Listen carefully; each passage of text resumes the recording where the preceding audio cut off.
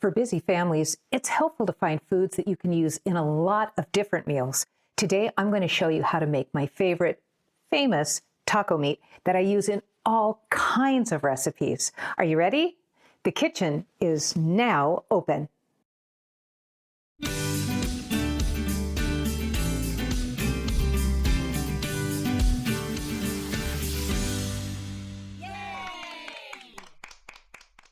Hi, I'm Deb, and this is my kitchen. Family is built at the dinner table, and I want to help you to build yours. So here you'll find recipes that anyone can do, plus cooking skills and tips on making your dinner table the family center of your home.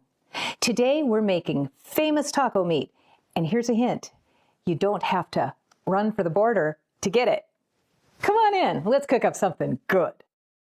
For my famous taco meat, the ingredients I'll be using are 1 pound of hamburger, 80/20 or leaner, 3/4 cup of water, 1 tablespoon of all-purpose flour, 1 tablespoon of cornstarch, 1 tablespoon of dried minced onion, 1 teaspoon of beef bouillon or 1 bouillon cube, 1 teaspoon of garlic salt, 1 teaspoon of ground cumin, 1 teaspoon of paprika, 1 teaspoon of chili powder, a half a teaspoon of onion powder, a 1/4 teaspoon of cayenne pepper, although I prefer mine less spicy, so I only use 1/8 of a teaspoon of cayenne, and then a 1/4 teaspoon of white sugar.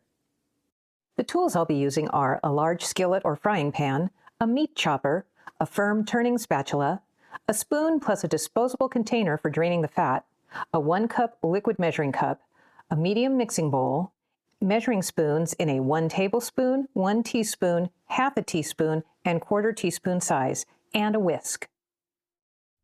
We start out by browning the meat over a medium-high flame. I'm using a meat chopper. You could also use a sturdy spatula to chop up the meat.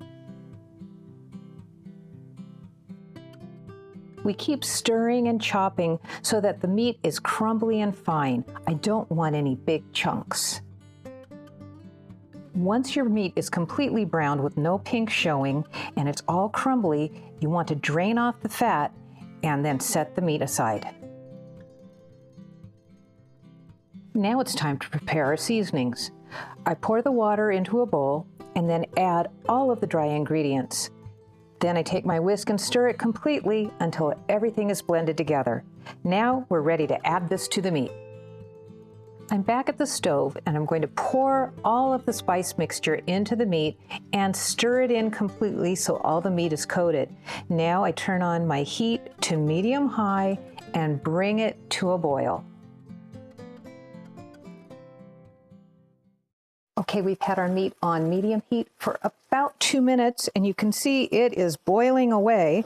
So I'm just giving it a little bit of a stir because we don't want it to scorch. And then we're going to go ahead and turn down this heat to a pretty low, medium-low temperature. You can still see it's boiling, it's bubbling a little bit. That's exactly what we want.